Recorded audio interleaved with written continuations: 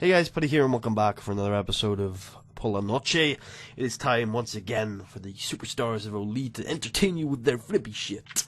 I have been thinking in between episodes about something that is completely off topic, but Jeremy Bess left a comment. That was what the noise was a couple episodes back, or last episode, whatever it was him leaving a comment about, he said something about, like, it's all about the angle, bro, and they got me thinking about Vince Russo and Lucha Libre. Now, I think it's Vince Russo who had the quote, if you want Lucha, go to Japan, or something like that, and it's quite interesting to me, now that I think about it, that Vince Russo didn't like, or doesn't like Lucha more, or doesn't watch a lot of Lucha Libre, because if he can get past the language barrier, which something like Chikara clearly gets him past the language barrier, then there's certain elements of Lucha that I think he'd really like. For example, in the matches of Lucha, it's not necessarily about the athleticism, although, actually, that's not true, there's a lot of athleticism. It's not about the story being told. That's the thing. There are two big things that wrestling critics these days look for in wrestling. One set of wrestling critics look specifically for the evolution of athleticism, which is a completely fair place to hold. In fact, Dave Meltzer is actually one of the biggest people who actually looks for this stuff. Like, Dave Meltzer's opinions on pro wrestling are very athletic based, not storytelling based. Then there's another set that likes storytelling. I'm part of this set. And you know, sometimes they get into arguments. I think that's a bit shitty. But I think one of the matches recently that's kind of got that in a bit of a stir is Ospreay and Skrull, which, I mean, I sit on both camps. I do think some of their shit is a little excessive, but they've also told some great stories in Progress before. But that's an offshoot of an offshoot. Back to Vince Russo. A lot of it's athletic, not storytelling based, but a lot of what happens in the matches is colorful and not really based on wrestling. It's based on telling stories and appealing to the audience. And I think the problem is that a lot of what happens in Lucha Libre is matches. There's not a lot of promos and talking, but there's a hell of a lot of colorful characters and twists and turns and shocks. And I think I'm surprised that he hasn't looked into it a bit more. I think it's mainly the fact that it's a lot of actual wrestling, even if that wrestling isn't particularly pure. Alright, with that rant out of the way, Phoenix 2 and Phoenix 4 have been doing some shit again. Yay, Psychology, that's my favourite event. Mainly because Psychology is my favourite stat in the game, fun fact. Yeah, Psychology is kind of one of those things where, in any company, having somebody with great psychology is always a huge help. He's starting to, is he hitting caps? Because he doesn't, no, he's not. He was really bad to start with. I don't think that's that unfair to say. And he's starting to turn into something. He's still, what, 21? Yeah, lad's got a lot of time. He might turn into something passable by the end of the series, but if we go for a couple of years after the series finishes, I think he's going to be a superstar. Alright. With that said, let's move swiftly along. I feel like I just unstickied the window. So I'm just gonna make sure the window is sticky. It was fine. Yeah, there's a new patch. It wasn't notifying me for the last patch, but this one apparently is important, so I should probably download it off screen. Alright, so, sorry about all that. We've ranted for literally almost 4 minutes without actually booking a segment. Apologies if you like booking. Mind you, a lot of this series is spent, like, on a booking screen talking about shit, so maybe you're used to it by now, who knows. Alright, so we have... I've got something for you. There is a challenge angle, I just forgot. Oh crap, there's a challenge with frickin' hair and shit. Huh. Alright, that's cool. Alright, so we're going to have Nicolas Lopez challenge Evil for the championship. He's like, I former champion. I haven't had a rematch for my title yet. I think I deserve it.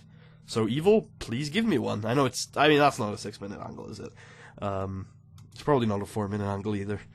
Actually, yeah, we'll fucking go 2 minutes. He's just backstage and he goes, no, I deserve a title shot, bro. And then, oh yeah, here we go. So, can we do like a call out or something? No. That's in another angle pack where it's like call out and brawl.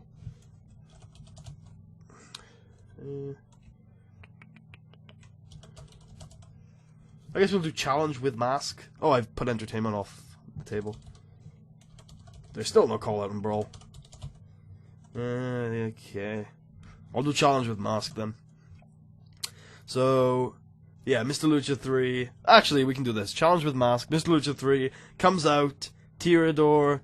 He says, Tirador Alpha, you want my mask so badly? Fine. You name not the time, but we get everything sorted through Phoenix 1, and we get the time and the place sorted, and I'm fully up to it. And if you want some right now, well, I'm here in the ring. Come and get some.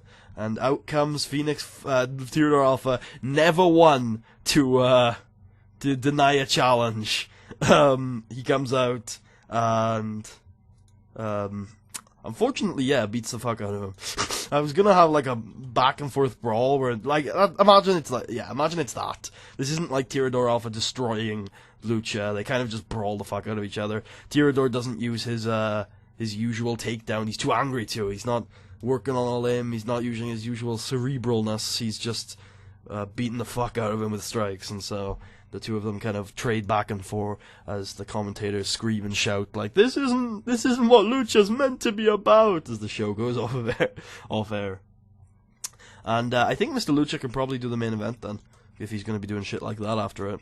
So, yeah, I was about to go faces, but of course Mr. Lucha is not a face, sadly.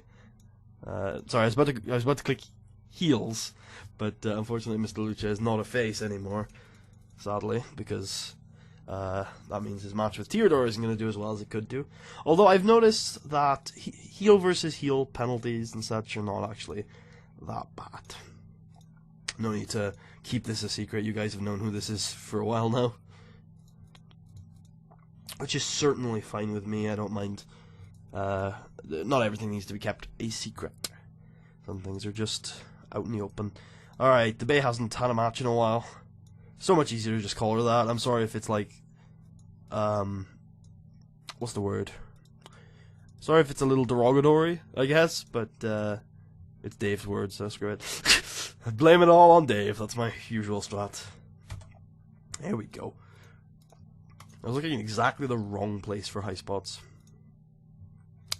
One thing I'm sure nobody has really commented on it, because I'm sure there aren't that many, like, real-life Lucha Libre fans watching. But if you have noticed, yes, we do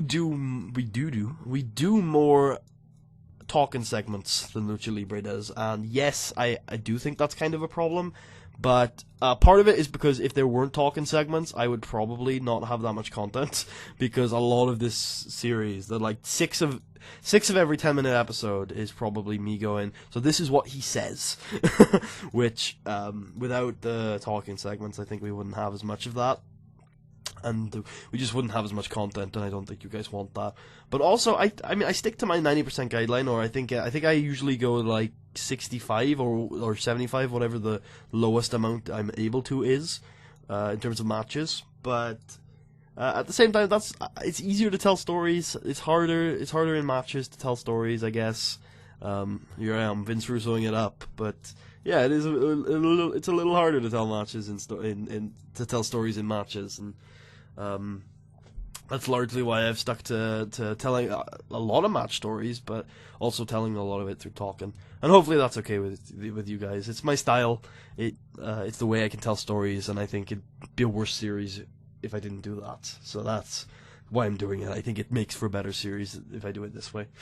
Okay, let's get rolling. So yeah, Nicholas Lopez comes to the ring, says, "Evil, brah, won a title match. I'm a champ. Give it to me."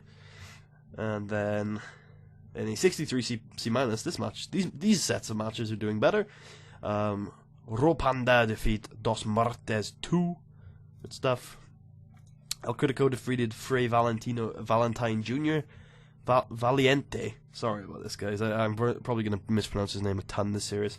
El Critico defeated Frey Valiente Jr.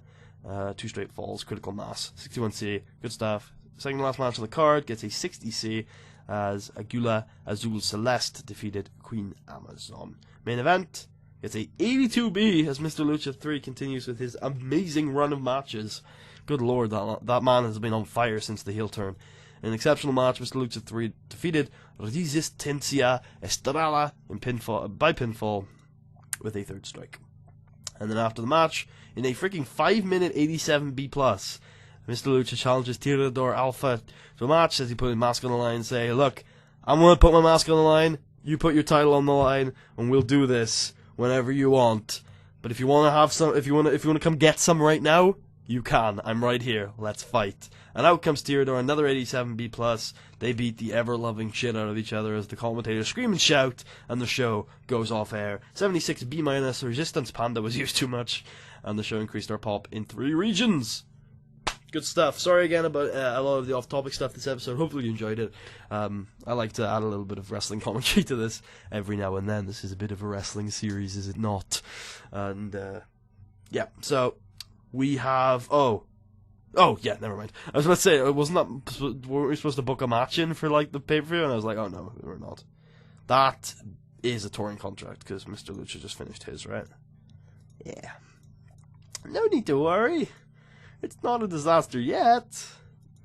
Raven has relocated to West Central Mexico. Good lass. Regional battle, we came first, as we usually do. And anything important going on? TCW's pay-per-view did okay. That's a pretty good main event. Fair play to you, Ricky Dale, for sticking with that in your old age. Aaron Anders, Carry Artist Supreme. Aside from that, I don't think there's anything else to talk about. Next episode is the pay-per-view. It is Poligono de Pruebas. Don't miss it. Main event. The only thing announced so far is Evil versus Cosmic Rider. If Evil wins, he gets his long-awaited match with Pesadilla. That might not actually end the show, but it's the main attraction. It's the announced match. There might be some sort of trios match going on last. Yeah, I'll probably do something like that. Hope you guys enjoyed. I'll see you guys next time. Peace out. Well, yeah, adios. Yeah, you know what I meant.